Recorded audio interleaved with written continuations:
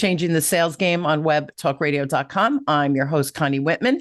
As always, you know, my guests and I are excited that you're joining us this week.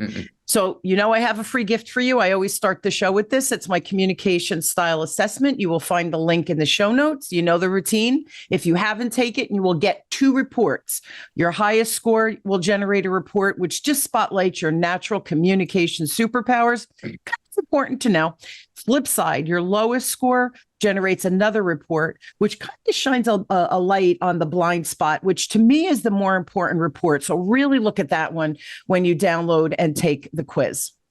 Now, to set the stage for my guests and my conversation, my quote to start us or kick us off is by Roger C. Schank. And Roger says, humans are not ideally set up to understand logic. They are ideally set up to understand stories. So I know personally, I use stories in my sales conversations with prospects, as well as when I'm teaching. And the funny thing is, years later, I'll run into people and they'll come up to me and say, do you remember when you taught us XYZ? I still think about that. And I remember how to use the concept with my clients, and they'll reiterate the story back to me. That defines success for me. Years later, these employees remember the story. Most importantly, they're remembering the concept or the content that was taught and able to use it in their real life or real client prospect conversations. So how important are stories in sales? Well, without getting lost in our story and keeping it grounded and relevant always to the client, right? It's always about the client or prospect in front of us. Our stories kind of important. So today, my amazing guest is Mike Bosworth. Mike is known throughout the business sales world as a thought leader, speaker, sales philosopher, I like that one, entrepreneur, and the author of best-selling sales books, Solution Selling, and he co-authored a CustomerCentric Selling.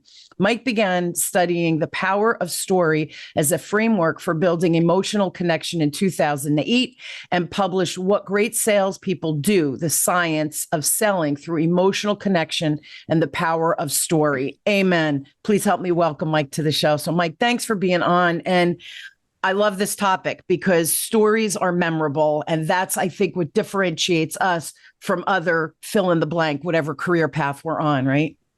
Well, what a pleasure to be on with you, Connie, because I do quite a few podcasts, and you're the first podcaster that already understands the power of story, and I didn't have to explain it to him. Yeah.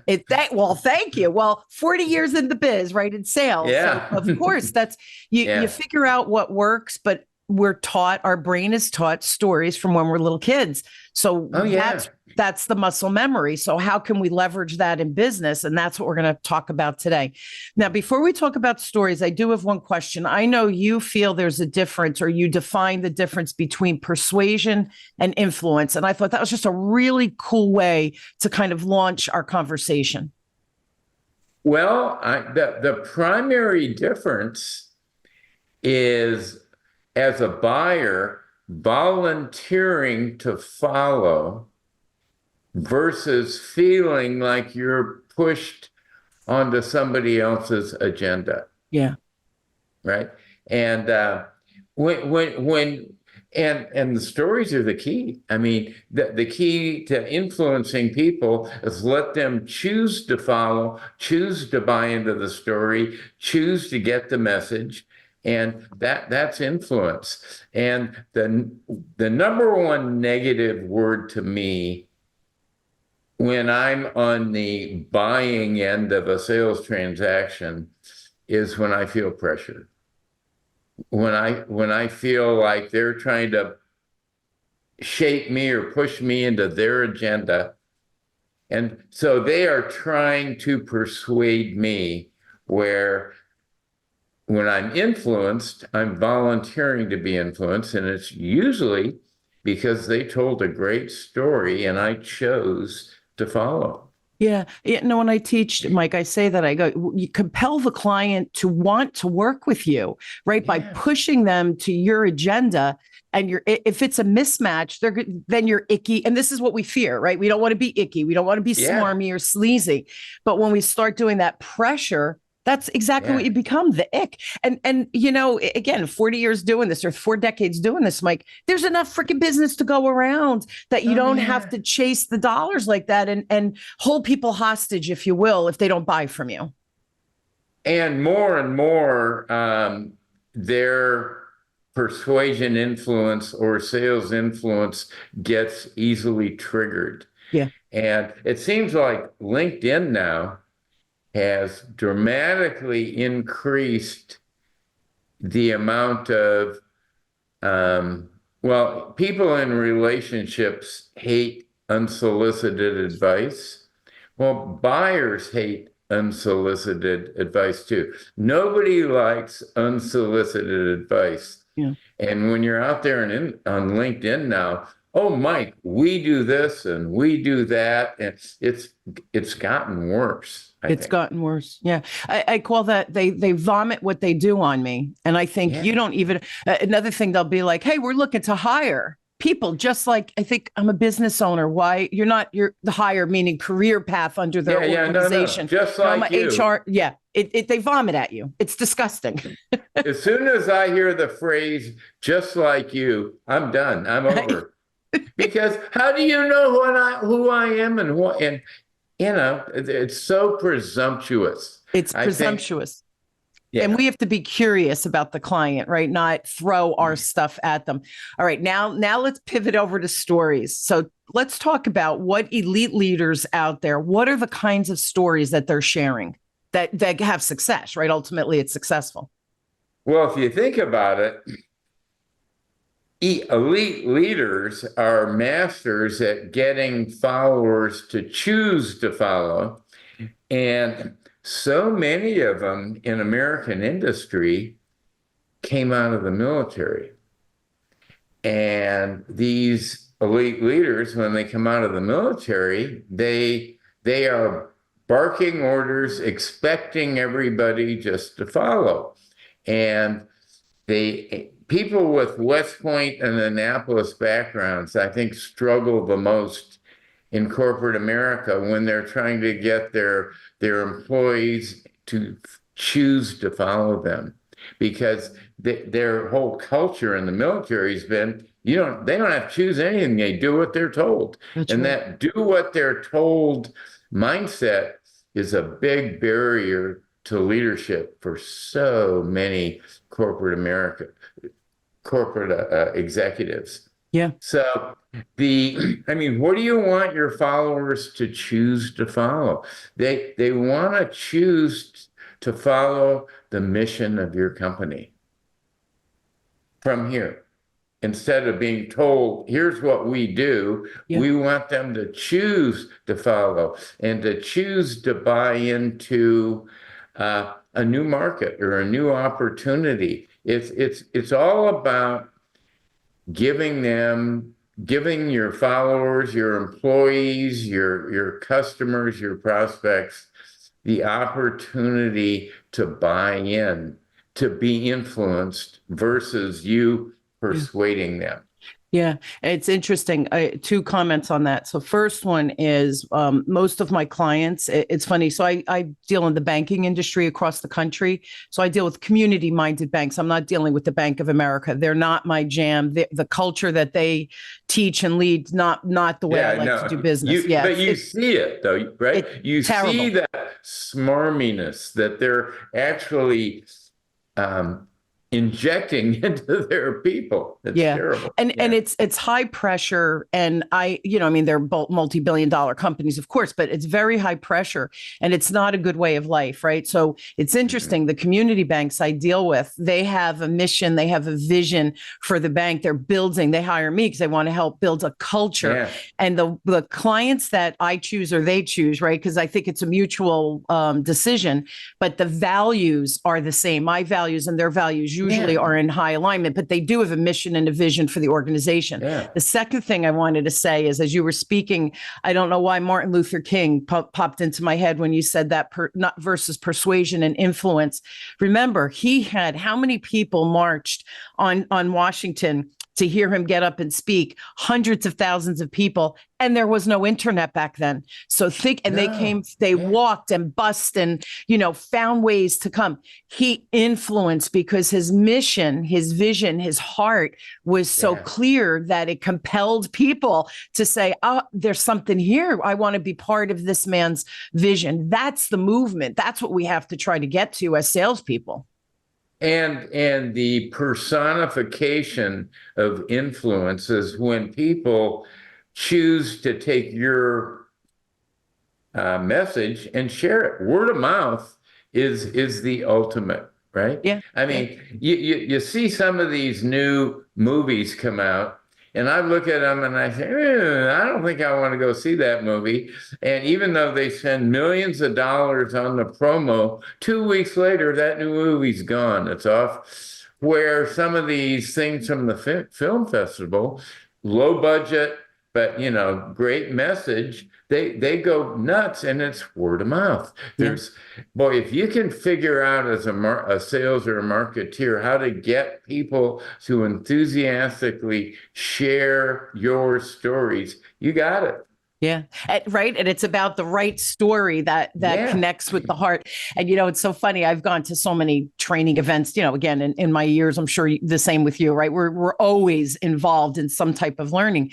And some of these people, they get up there and they start to tell their story, but they get lost in their story. And now you're like, all right, how much longer is this going to take? So instead of influencing, they've repelled us because they got caught up in their own story. So you really have to be clear about what your objective is through that story as well, right? Can I tell you a short story about the use of story and influence? Sure. When I first when Xerox Computer Services, and I joined them in 1972, and I was on the help desk right out of college.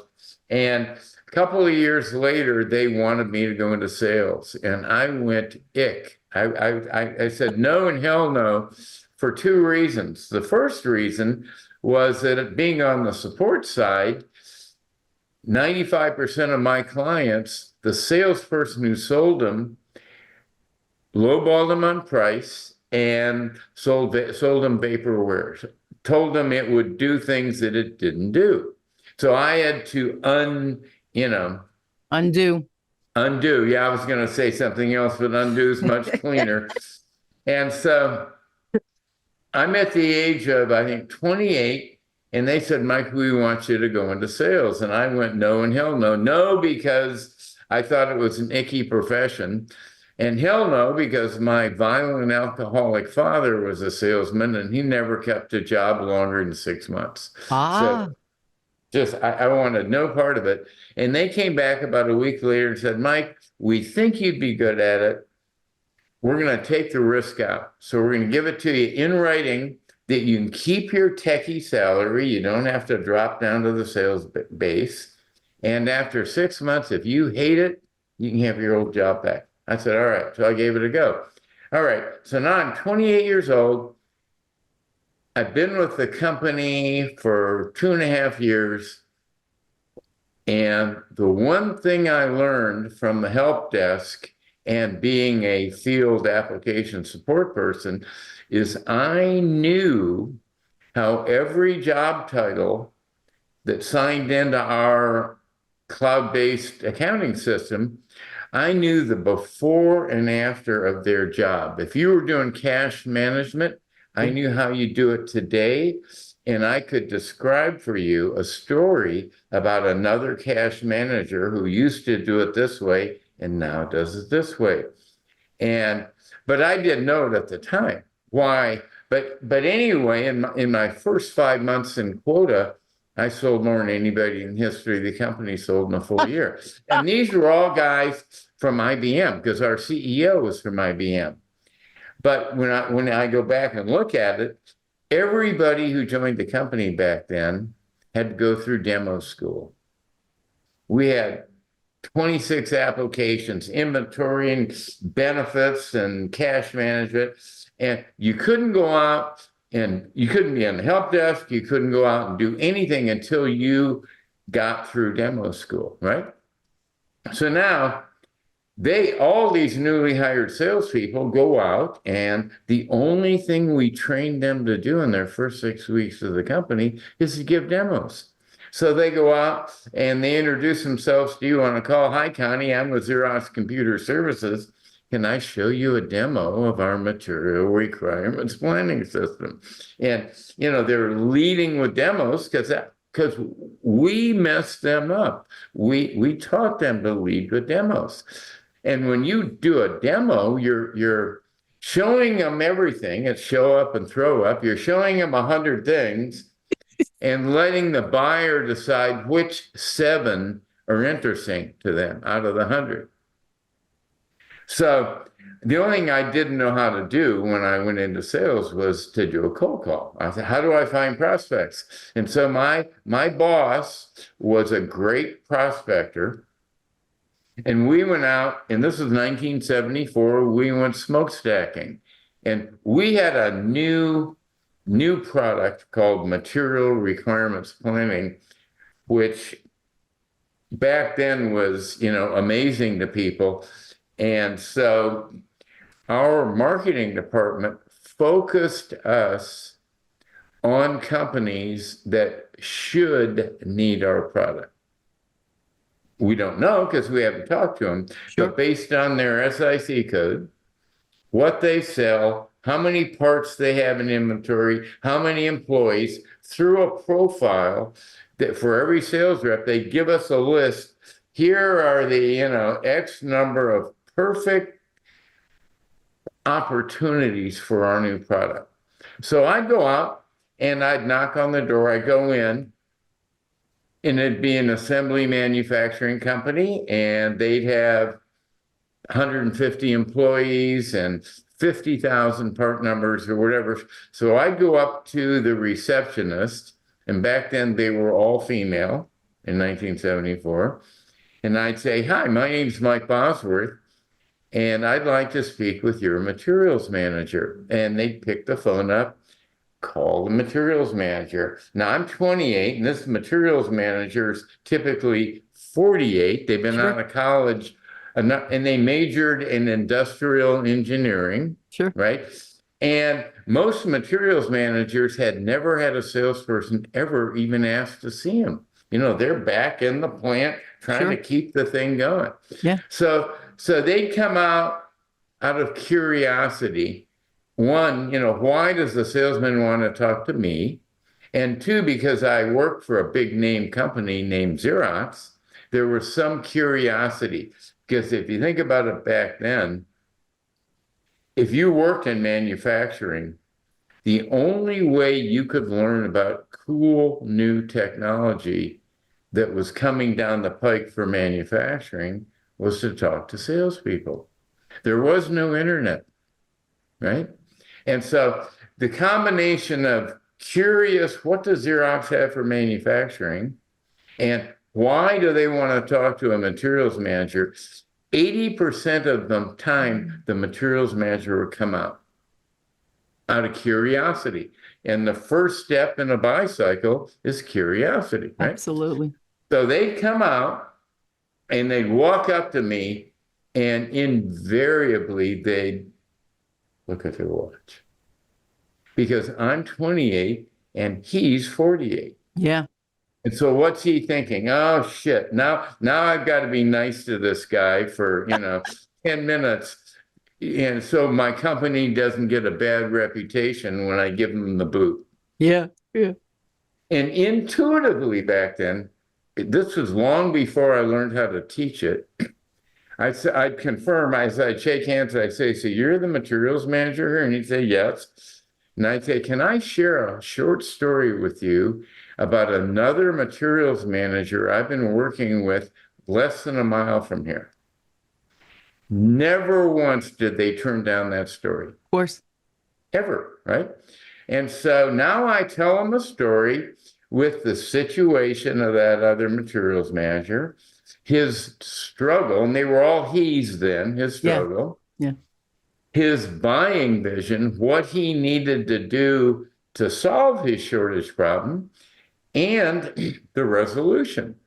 18 months ago, he had had 8 million in inventory. Now he's got 2.7 million in inventory. And 18 million or 18 months ago, his past due backlog was 26%. Now it's 3%. So, in that story, I was doing it intuitively because I lived it. And then after literally 60 seconds, I'd say, but enough about me. What's going on around here? Yeah.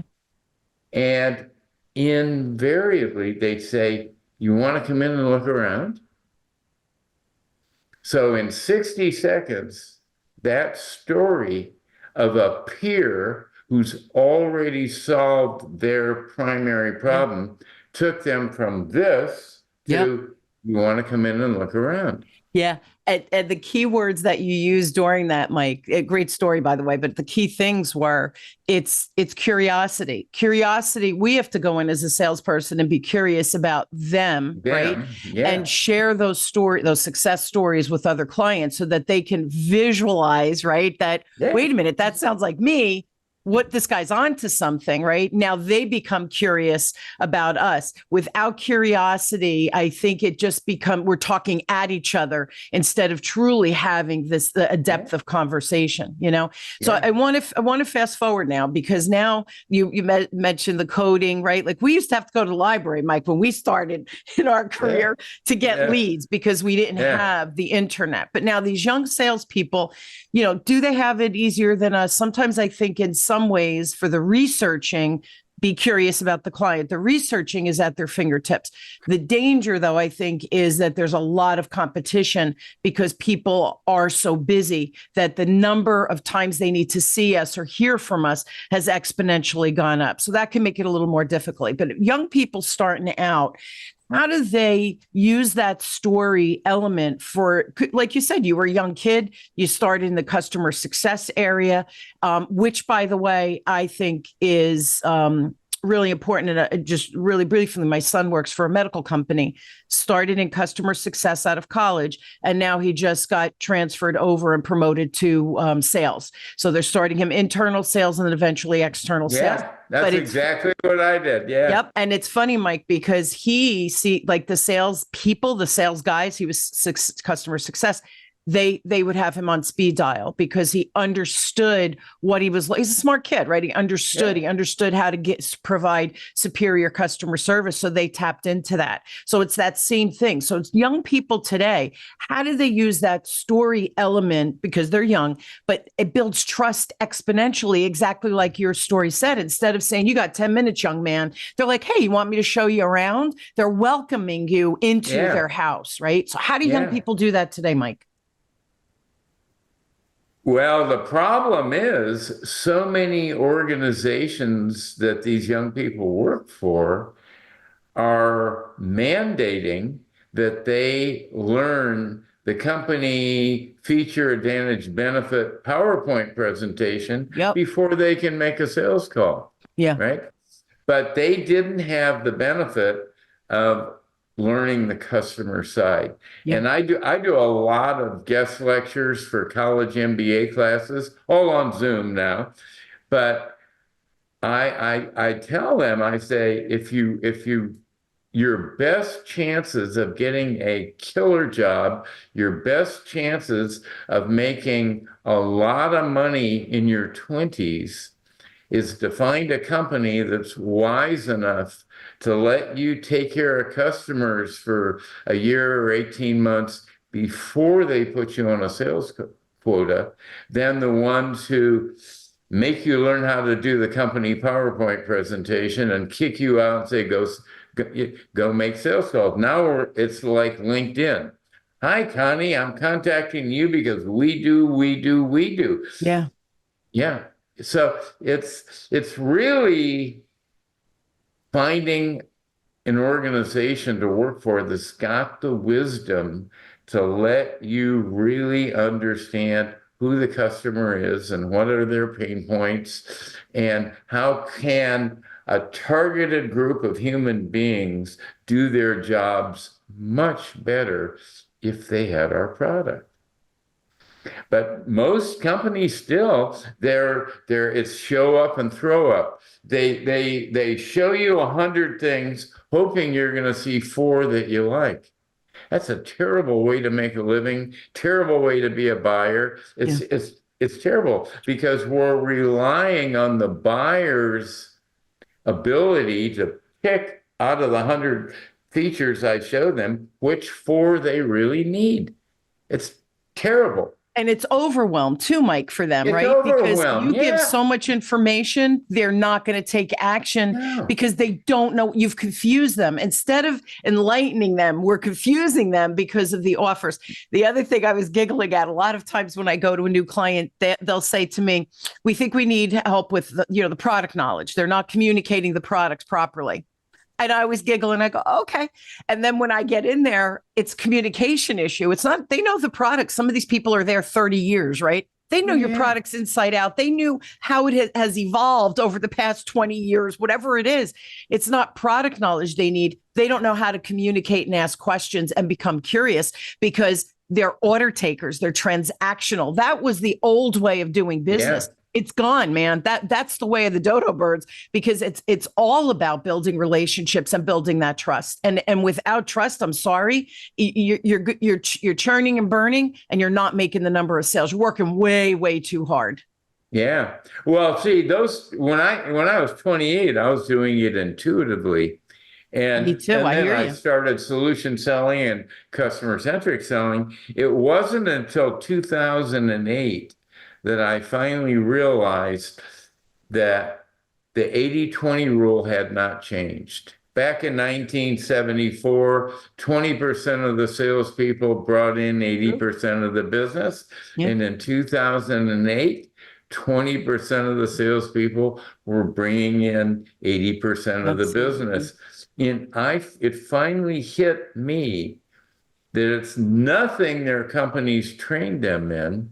It's that 20%, not just of salespeople, but of humanity, have high EQ, and 80% don't. Absolutely. And so the real challenge for me as a sales trainer is how can I help the 80% of the people out there, and it's not just salespeople, it's teachers and lawyers and retail people. Absolutely. 80% of us don't connect and build trust with strangers naturally and intuitively and comfortably. So the real opportunity for sales trainers like you and I is to figure out a way to take the high IQ, low EQ salespeople out there and teach them to use stories to create connection and trust and curiosity. Once they have connection, trust, and curiosity, telling peer stories, then they can take out their product presentation and however their company wants to do it. Yeah. But so many of them are getting eliminated after one call because they're coming on with pressure and features, advantages, and benefits, no triggering curiosity. They just don't know how to connect with other human beings. And the top 20% will never need our help to do that. That's right. But the bottom 80% of teachers, how many good history teachers did you ever have growing up and going to school? I went to Catholic school, so the history teachers were terrible. But if people teaching history were teaching stories instead of names, dates, and places, the kids ought to love history because history should be story-based. They should love history, and they hate it because most teachers make it drudgery. Yeah, it's funny as you were saying that. So when my kids were young, right, we grew up Catholic, and so my kids went to CCD, right? You say right, so we went to CCD, and one of the teachers had become ill, so she was out for let's say 8 weeks. So they reached out to me and they said, can you teach the CCD? And I said, sure, of course, I love being with the kids. They were little. And I remember whatever the chapter was, whatever the story from the Bible that I had to share, I would tell them the story with enthusiasm and excitement, right? They were, whatever grade they were, 10 years old, 8 years old. And I shared the story and I said, now let's talk about current day. Do you have a friend like that? And how did you respond? And we'd have this whole they'd be so engaged that they were like, we think we want you to stay. I'm like, no, this was a temporary gig, kids. But see, you had that intuitive talent, just like I did at 28 years old, where it was just working so well. Yeah. But, when they said, we want you to teach other people how to do it, I said, I don't know how to teach sales training, right? And it's so funny because here's the other thing too, Mike, what we're talking about, right? It's all about the relationship. And I say this all the time. I say this to my kids. I say this to my students, right? When I'm teaching and my corporate clients, right? I'll say to them, here's the deal. Business is personal. We have to get personal with people. I'm not saying, you have to go out to dinner or anything, but I become friends with my clients, but it's personal. When they say no to your option that you're offering, that's not personal. That's just business. That it's not a good fit right now. But are you following up with them? Because 6 months from now, you might be that perfect fit. But you have to stay top of mind by following up. And that's the other piece of the puzzle. And this will be the last piece of the conversation you and I'll have about follow-up, but it's like 99% of salespeople stop after maybe 3, 4, 5 touches. A touch could be an email, phone call, text message, a brochure from their mailing statements, like in banking, they put little statement stuffers. They stop at 5. Currently, because of the amount of noise in the marketplace, we need to touch our clients 13 to 15 times. And again, it could be I see them at a festival in town. I see them at shop. We have shop right over here, or a food store, right? All of those are touches to keep us relevant and grounded and personal connection with that person, right? So follow-up's the other big one where I see people just faltering. But I think you're way overestimating the ability of most salespeople to do good touches, because most of them aren't stimulating curiosity and they're not offering people a peer story. If I were on an airplane with you and we just started shooting the shit, I said, Connie, what do you do? How would you answer me? I'd say I teach, this is what I usually say. I teach salespeople how to communicate more effectively from love, care, and respect so that they can not work any harder and make more sales. That's probably what I would say. And I'd say, could I share a story with you about another sales trainer I know who also teaches her customers how to lead with connection and curiosity and trust or whatever? What would you say? I'd say, sure, let's talk. Sure. I've never in 40 years had anybody turn down a peer story. Yeah. It's curiosity, right? It's curiosity. Yeah. And people are curious about their peers and they're competitive. If you're in corporate America, you are curious about what your peers are doing, not just in your company, but other companies, because you want to know what the cream of your crop is doing to rise to the top. Yeah, it's true. Yeah. And stories are easy. Again, you can't get lost in your story, though. It's got to be relevant to whatever the success is in the situation. But you have to ground it. And I give really quick examples. So over the weekends, last weekend, my kids are still living home. They're saving because they graduated during COVID. So they lost a couple of years, I feel, financially. So I said, don't move out. That's silly, right? You go to work, you come home, you have dinner, you go to bed, and you do it again. Stay home. So they're good boys. Yeah. They're still here saving money. So thank God. 24 and 27. All right. So they're home. So saving. Yeah. So they're looking to move out, which is fine. They have money in the bank. But anyway, my one son saved quite a bit. And I said, this is ridiculous. You got to get it out of the checking account. Let's go down the street. There's a bank, blah, blah, blah. She missed some. We walked in and she said, oh, the CD rate is 1%, not 5%. Because you have to open a checking account. So my son looked at me and he goes, well, I'm not opening another checking account. He had a checking account, another bank. And I said, okay. And literally that was the conversation. Never introduced, never asked our names, never said to my son, let's talk. So you're opening a CD. How much do you want to put in? Here's the deal. And all she had to say was, here's the deal. I know you have a checking account elsewhere, but let's talk about apples to apples. Tell me what you get at the other bank. Let's see if our checking account's a little better, then we could open the checking account and the CD, give you the 5% CD, but now you'll have bells and whistles on the checking account. What do you think?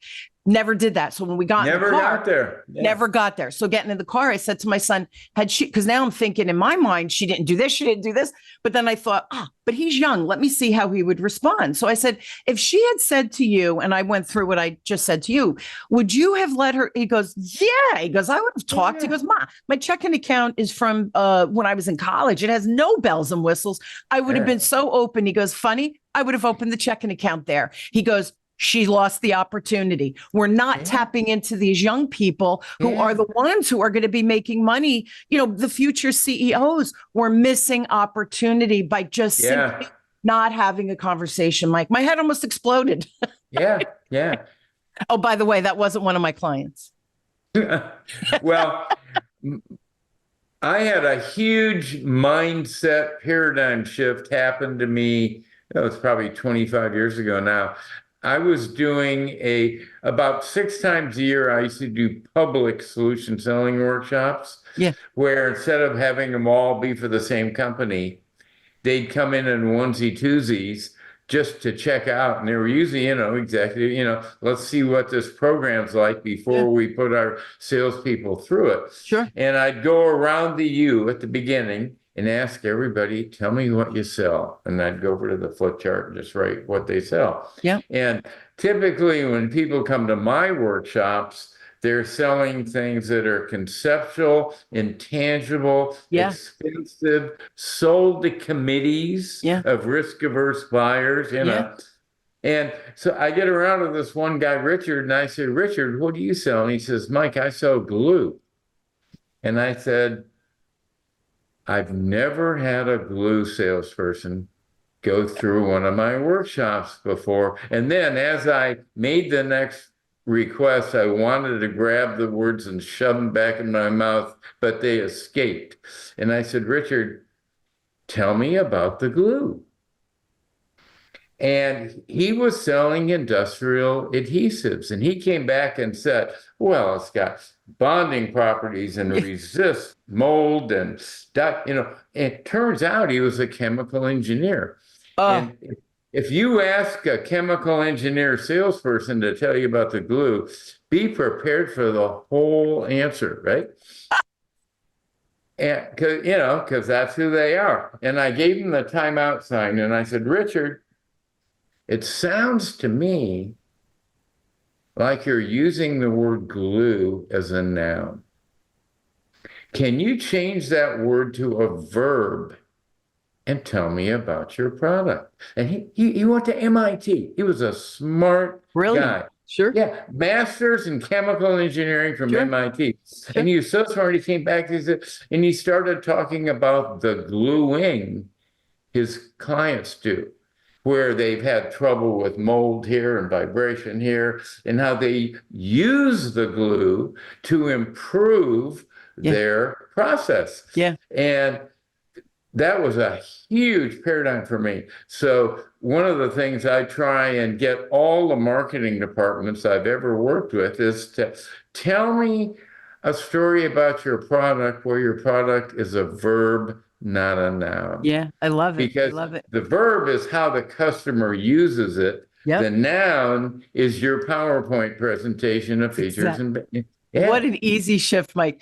We are out of time, my friend, but I love that. I'm going to use that. I'll give you credit, I promise. But I love it. So, guys, if you are curious, please, again, he's a best-selling author out there. Read his books, check him out. Email him if you have questions specific to our conversation today. His email is mtbent@gmail.com. I will put that in the show notes. Additionally, Mike is super active on LinkedIn, so I will put his LinkedIn connection in there as well.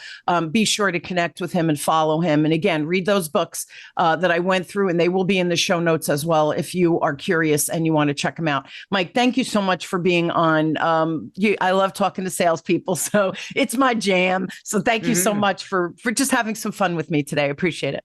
My pleasure. Yeah. Yeah, you're a joy. Thank you. Thank you again. And thank you. I hope you will join us weekly as we question, build, and discover together, no matter where you are on changing your sales game and whatever that means, whether you're internal or external sales. I hope my guests and I provide some tangible information, ideas, situation. Just like Mike said, shift your word of glue from noun to verb. Great tip right there. Again, books are available. Use our stories, use our tips. Here's the deal. Information's a beautiful thing. You do nothing with it. It's information sitting in your brain. Do something with it and you create actions and reactions in the world. And that's where the magic lies for you. So please take a tip or two, put it into place right now after listening to the show. And that is our gift to you today. Thank you for tuning in. You've been listening to Changing the Sales Game with me, your host, Connie Whitman on webtalkradio.com. I truly am honored that you join me weekly to discuss these sales ideas and strategies and stories and whatever the topic is. And I do hope it helps you move your needle to make your life easier. And again, you better be selling from love, care, and respect, or you're doing it wrong. I love you all. I'll see you next week. Have a great one, everybody. Thanks again.